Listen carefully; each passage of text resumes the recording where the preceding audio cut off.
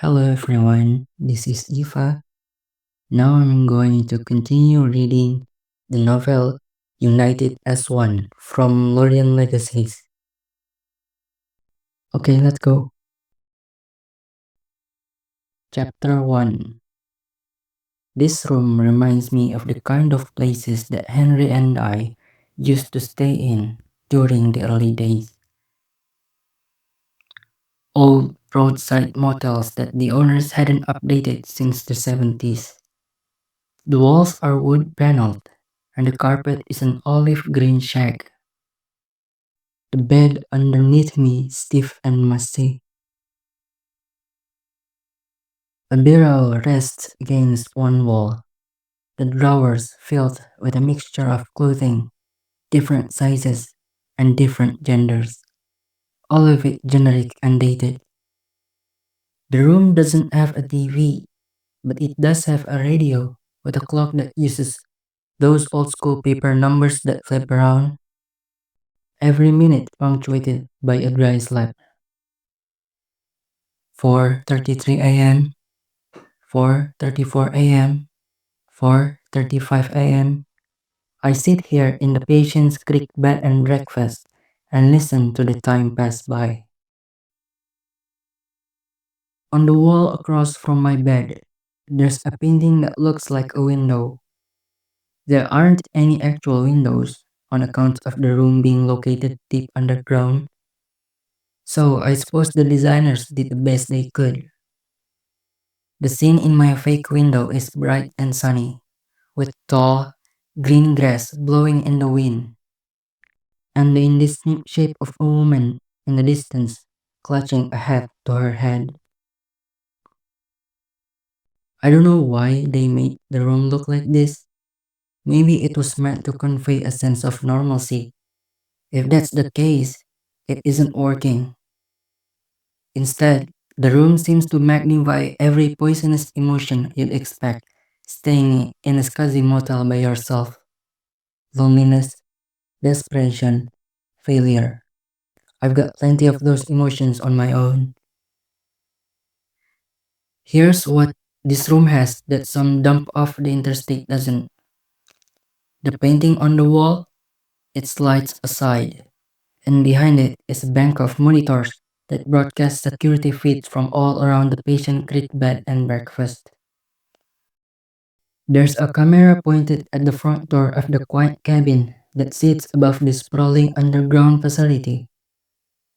Another pointed at the serendipitously flat meadow with its hard-packed soil and perfectly maintained grass that just happens to be the exact dimensions necessary to land a medium-sized aircraft, and dozens of other feet surveilling the property and what lies beneath. This place was built by some very paranoid people who were planning for a potential invasion, a doomsday scenario. They were expecting Russians, not Mogadorians, but even so, I guess their paranoia paid off.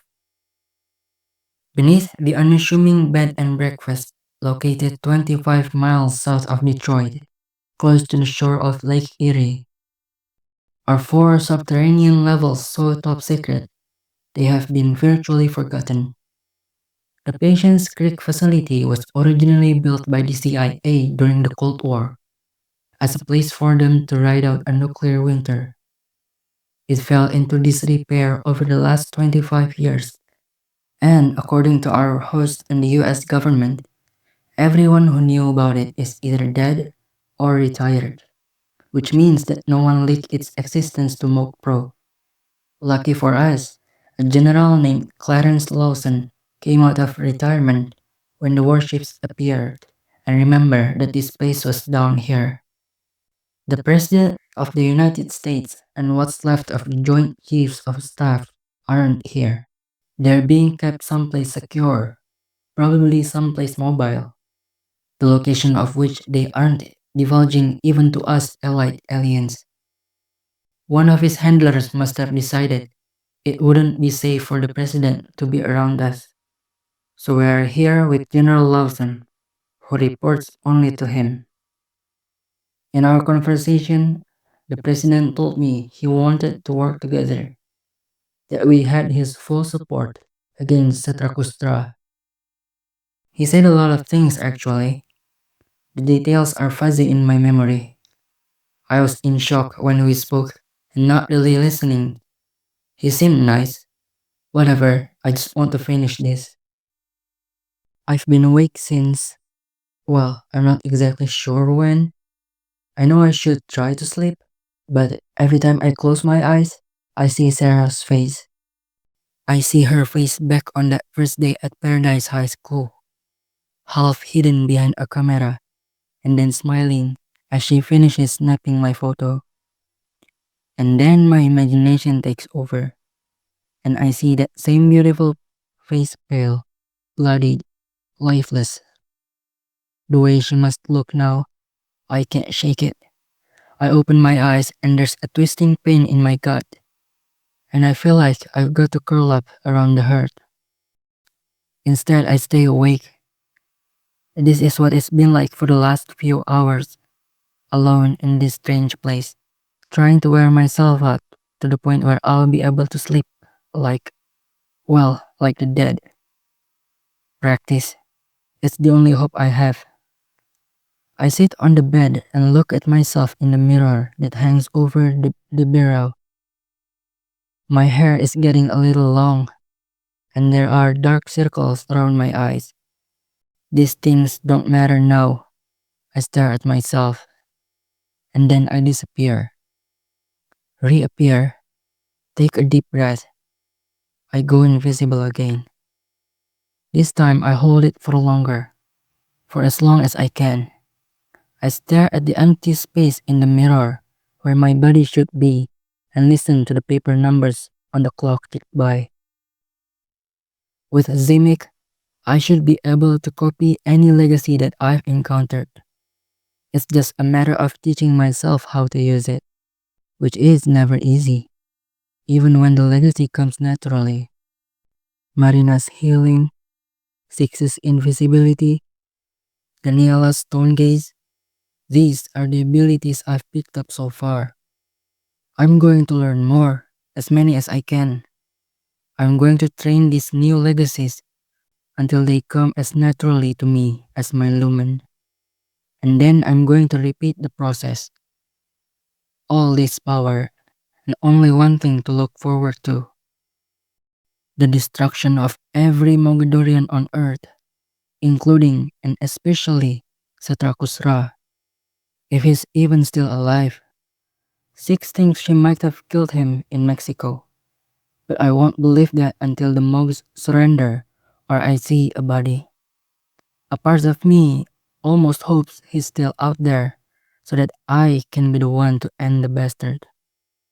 A happy ending? That's out the window. I was stupid to ever believe in it. Pittacus Lore, the last one, the one whose body we found hidden in Malcolm Goody's bunker, he had Zemek too, but he didn't do enough. He couldn't stop the Mongolian invasion of Lorien. When he had the chance to kill Setrakusra all those centuries ago, he couldn't do that either. His story will not repeat itself. I hear footsteps in the hallway that stop right outside my door. Even though they speak softly, and even though I'm listening through a reinforced steel door, with my enhanced senses, I can still hear every word Daniela and Sam say. Maybe we should just let him rest, Daniela says. I'm not used to hearing her speak in such a gentle tone. Usually, Daniela's a mix of abrasive and gung-ho. In just a couple of days, she's completely left behind her old life and joined our war. Although she didn't have much choice, considering the Mogs burned her old life to the ground. Another human swept up in our war. You don't know him. There's no way he's sleeping in there, Sam replies, his voice hoarse.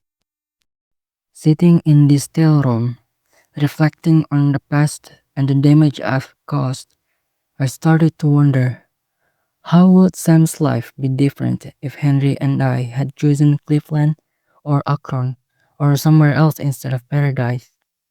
Would he still have gotten legacies? I'd be worse off, maybe dead, without him, that's for sure. Sarah would still be alive though, if we'd never met. Okay. I'm not really talking about him getting a good night's sleep. He's a superhero alien. For all I know, he sleeps 3 hours a night hanging from the ceiling. Daniela replies to Sam. He sleeps same as we do. Whatever. Point is, maybe he needs some space, to work his shit out. And he'll come to us when he's ready. When he's... No, he'd want to know, Sam says, and then knock softly on my door. I'm off the bed in a flash to open the door. Sam's right about me. Of course, whatever's happening, I want to know. I want to be distracted. I want forward momentum. Sam blinks when the door opens and stares right through me. John? It takes me a second to realize that I'm still invisible. When I appear from thin air in front of them, Daniela stumbles back a step. God damn! Sam barely arches an eyebrow. His eyes are red-rimmed. He seems too worn out to be surprised. Sorry, I say, working on my invisibility. The others are about 10 minutes out, Sam tells me. I knew you would want to be there when they land. I nod and close my door behind me. The illusion of a motel disappears as soon as I'm outside my room. The hallway beyond, more like a tunnel really, is all austere white walls and cold halogen lights. It reminds me of the facility underneath Ashwood Estates, except this place was built by humans. I got a VCR in my room, Daniela said, trying to make conversation as the three of us walk down one of the identical hallways in this maze-like complex. When neither Sam nor me immediately responds, she presses on. You guys got VCRs? Shit's crazy, right? I haven't seen a VCR in years. Sam looks at me before answering. I found a Game Boy wedged under my mattress. Damn, want to trade? It's got no batteries. Never mind. I can hear the distant hum of generators, the buzz of tools and grunts of men working. The one drawback of Patience Creek being so under the radar is that a lot of its systems aren't what you'd call updated. For security reasons, General Lawson had decided they should run a stripped-down operation here. With everything going on, there's not exactly time to call in civilian contractors. Still, there's got to be almost 100 army engineers working around the clock to bring the place up to date. When we arrived late last night, I saw that Sam's dad, Malcolm, was already here, helping a crew of electricians install some of the Mongolian tech recovered from Ashwood Estates. As far as the army is concerned, Malcolm's basically an expert on the extraterrestrials. Sam and Daniela's conversation has trailed off, and I quickly realize that it's because of me. I'm silent, eyes straight ahead, and I'm pretty sure my expression is stuck in neutral. They don't know how to talk to me anymore. John, I... Sam puts a hand on my shoulder, and I can tell he's going to say something about Sarah. I know what happened to her hurt him bad too. They grew up together. But I don't want to have that conversation right now. I don't want to give in to grieving until this is over. I force a half-hearted smile. Did they give you any tapes for that VCR? I asked Daniela, clumsily changing the subject. WrestleMania 3, she says, and makes a face. Hell yeah. I'll be by to pick that up later, Danny, Nine says, emerging from one of the many hallways with a grin. Out of all of us, Nine looks the most rested. It's only been about a day since he and Five brawled all over New York City. I held the big goon back in New York, and his own superhuman stamina has apparently done the rest. He pats Sam and me hard on the back and joins our procession down the hallway. Of course, Nine acts like there's nothing wrong at all, and honestly, I prefer it that way. As we pass by, I glance down the hallway Nine came from. There are four heavily armed soldiers there, standing guard. Everything is squared away? I asked Nine. Yeah, Johnny, Nine replies. They got some pretty whacked out prison cells in this place, including one that's straight up padded walls, with Chubby tethered to some cushions and strapped into a straitjacket. He ain't going anywhere. Good, Sam says. I nod in agreement. Five is a complete psychopath and deserves to be locked up. But if I'm being brutally practical about winning this war, I'm not sure how long we can afford to keep him in a cage. We round a corner, and the elevator bank comes into view. Overhead, the halogen lights buzz loudly, and I notice Sam pinching the bridge of his nose. Man, do I miss your penthouse, Nine, Sam says. Was the only hideout we ever had with mellow lighting. Yeah, I miss it too, Nine replies, a note of nostalgia creeping into his voice. This place is already giving me a serious migraine. Should have gotten some dimmer switches to go with those VCRs. There's a crackle of electricity over our heads, and one of the bulbs flickers out. The hallway lighting is suddenly a whole lot more tolerable. Everyone except for me pauses to look up. Well, that was weirdly timed, says Daniela. Better though, isn't it? Sam says with a sigh.